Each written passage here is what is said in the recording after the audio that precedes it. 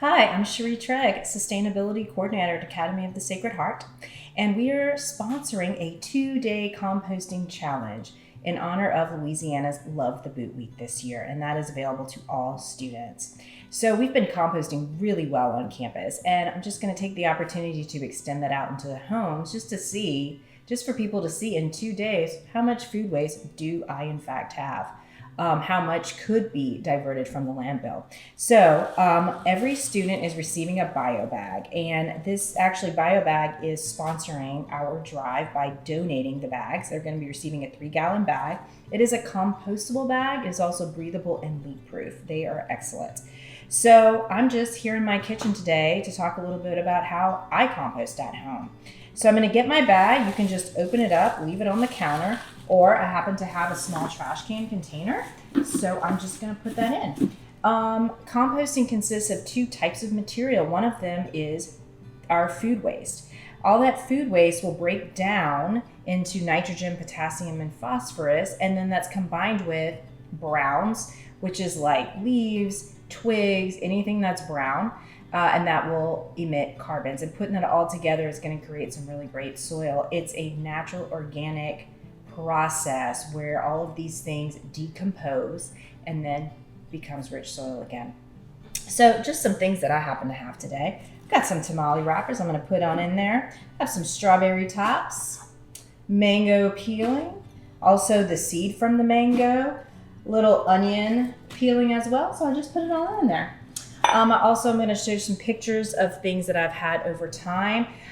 It's very simple, truly. If you can eat it, you can compost it. That's it. So if you just think of all your vegetable peelings, your fruit peelings, bones, shells, it's crawfish season. Crawfish shells can go in there. All of that is just going to add to the mineral content of that compost when it's done. At the end of the day, I'm just going to take my bag. Like so, it is leak proof, and I'm going to put it in my refrigerator or the freezer just to keep any decomposition and smells at bay. And then when I want to use it again tomorrow, I'll just pop it right out. So when I have breakfast tomorrow, I can put my eggshells in there, my coffee grinds in there. Coffee grinds are great for adding nitrogen to the soil, by the way. And that will be that for food waste. Okay, let's talk about browns. So in nature, that would be leaves and twigs. What I like to say is, if it came from the earth, it can go back to being earth. So here's some of my browns. To-go containers that are labeled compostable would go in here. This is another example. There's a lot of compostable materials out there now, and basically a lot of them are made from bagasse, which is a byproduct of sugarcane, or bamboo, different materials. But basically it is something that does not have any sort of plastic coating. So all of the more traditional paper plates that have all those pretty designs on them have a plastic coating, so they would not be, but the ones labeled compostable are. So I would take this and put them in there. Compostable cutterly, like these that are made from wood.